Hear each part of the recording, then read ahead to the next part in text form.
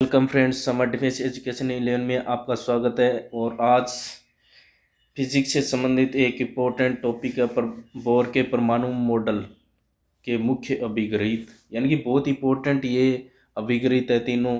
और इनसे स्टेटमेंट से संबंधित इनका स्टेटमेंट देकर क्वेश्चन पूछा जा सकता है, या फिर इसमें जो भी स्टेटमेंट के जो मतलब न्यूमेरिकल टाइप में क्वेश्चन भी बन सकता है छोटा, जो इनके संबंधित अभिग्रहितों से संबंधित है। तो यानी इसमें कई प्रकार के क्वेश्चन बन सकते हैं बोर के परमाणु मॉडल से, और ये बहुत ही इफ़ेक्टिव मॉडल परमाणु मॉडल रहा है।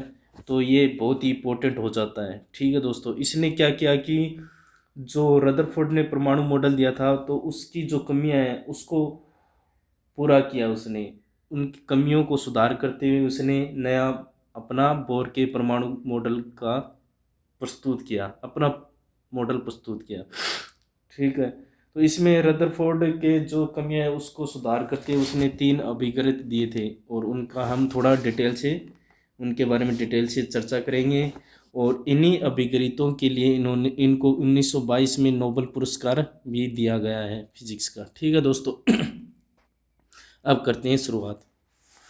सबसे पहला है बोर के परमाणु मॉडल का 1 नंबर अभिग्रहित है। इलेक्ट्रॉन नाभिक के चारों ओर वर्ताकार कक्षों में चक्कर लगाते हैं, और इस वर्ताकार कक्षों के में गति के लिए आवश्यक अभिकेंद्रीय बल इलेक्ट्रॉन और नाभिक के बीच कूलाम आकर्षण बल द्वारा प्राप्त होता है। यानी कि जो भी इलेक्ट्रॉन है, मान लो ये नाभिक है जिसमें न्यूट्रॉन प्रोटॉन होते हैं, तो इसके जो बाहर कक्षाएं हैं उनमें चक्कर कौन लगाते हैं? इलेक्ट्रॉन लगाते हैं, ये इसने बताया। और जिसके लिए आवश्यक अभिकेंद्रीय बल, यानी कि ये चक्कर लगाएं, इनको गति चाहिए, तो जो अभिकेंद्रीय बल है mv²/r, ये कहाँ से प्राप्त होगा? ये प्राप्त होगा इलेक्ट्रॉन और नाभिक के बीच कूलाम आकर्षण बल द्वारा। यानी कि कूलाम आकर्षण बल कितना होगा?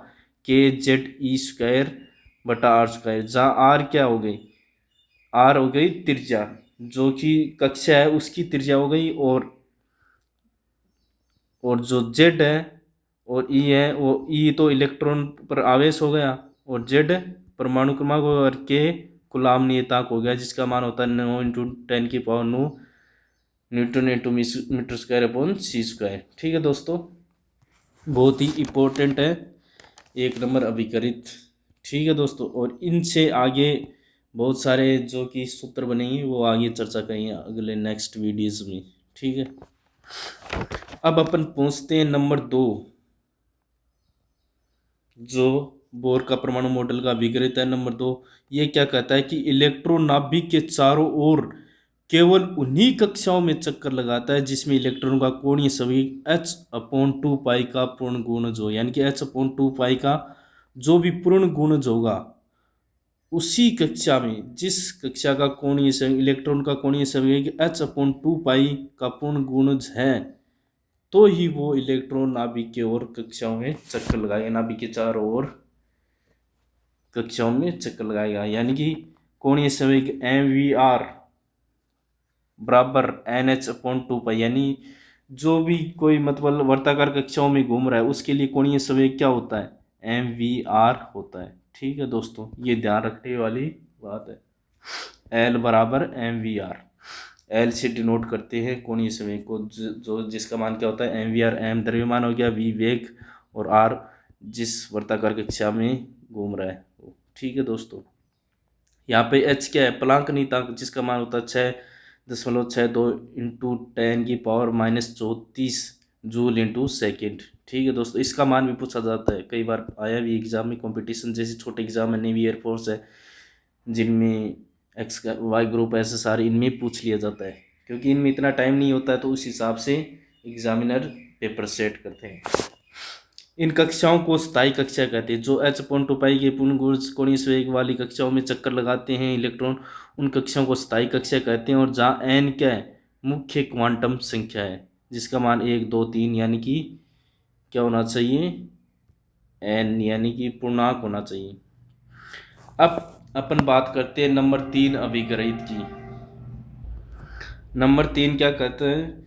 इलेक्ट्रॉन स्थायी कक्षा में चक्कर लगाते हुए न तो ऊर्जा का अवशोषण और न ही उत्सर्जन करता है। यानी कि जब इलेक्ट्रॉन नाभिक के चारों ओर कक्षाओं में चक्कर लगा रहा है स्थायी कक्षाओं में, तब वह न तो ऊर्जा का अवशोषण करता है और न ही ऊर्जा का उत्सर्जन करता है।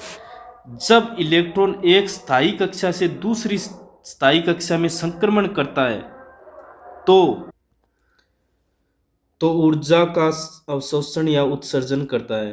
जब इलेक्ट्रॉन निम्न कक्षा से उच्च कक्षा में संक्रमण करता है तो ऊर्जा का अवशोषण करता है, जबकि उच्च से निम्न कक्षा में संक्रमण करते समय ऊर्जा का उत्सर्जन करता है। यानी कि फॉर एग्जांपल जैसे समझ लो आपको किसी गाड़ी को पहाड़ी पे चढ़ाना है, पहाड़ी पे चढ़ाने के लिए उस पे ऊंचाई पे जाना है तो क्या करना पड़ेगा, उसमें बहुत ज़्यादा एनर्जी की आवश्यकता होगी, यानी कि वो बहुत ज़्यादा एनर्जी का अवशोषण करेगा तब जाके वो पहाड़ी पे चढ़ेगी। लेकिन अगर वापस उसको आना है ऊंचाई से निम्न क्षेत्र की ओर यानी कि ढलान की ओर, तब उसको मतलब न्यूट्रल भी चलाओगे तो भी वो नीचे आराम से आ जाएगी। तो यानी कि उसको आते वक्त एनर्जी की आवश्यकता नहीं होगी। यही बात इसमें है कि जब वो संक्रमण करता हुआ निम्न कक्षा से उच्च कक्षा में संक्रमण करता है तो ऊर्जा का अवशोषण करता है, और उच्च से निम्न में संक्रमण करते समय ऊर्जा का उत्सर्जन करता है। ये थोड़ी सी चीज ध्यान रखनी है। इस उत्सर्जित या अवशोषित ऊर्जा का मान दोनों ऊर्जा स्तरों के ऊर्जा अंतरों के बराबर होता है। यानी कि जो ऊर्जा स्तर मान लो पहले ये है, फिर 2 नंबर ये, इसका मान E1 है, इसका मान E2 है, तो E2 माइनस E1 बराबर E क्या हो जाएगा, जो भी ऊर्जा है या उत्सर्जित या अवशोषित ऊर्जा है उसका मान आ जाएगा। यानी दोनों ऊर्जा स्तरों के ऊर्जा अंतर के बराबर आ जाएगा। ठीक है दोस्तों, ये थे 3 इंपॉर्टेंट बोर के परमाणु मॉडल के मुख्य अभिगणित। इनसे स्टेटमेंट से क्वेश्चन बनते हैं बहुत से। अब क्या रहा कि बोर के मॉडल में भी कुछ कमियां थी। मैन कमियां देख लेते हैं। इसने जो स्थायी कक्षा बताई थी, इसने स्थायी कक्षा क्या बताई थी, वर्ताकार, जबकि वर्ताकार न होकर क्या होती है, स्थायी कक्षाएं दीर्घवर्ताकार होती है, दीर्घवर्ताकार होती है। ये चीज ध्यान में रखनी है। स्थायी कक्षाएं किस प्रकार की होती है, दीर्घवर्ताकार होती है। यानी कि इसके एक बात ये गलत हो गई। दूसरी, ये स्पेक्ट्रमी रेखाओं की तीव्रताओं की व्याख्या नहीं कर पाया। ठीक है दोस्तों, और एक बहुत ही इंपॉर्टेंट है, वो थोड़ा सा मैं लिख भी देता हूँ, थोड़ा टाइप कर देते हैं। वो क्या है कि इसने जो चुंबकीय क्षेत्र है, चुंबकीय क्षेत्र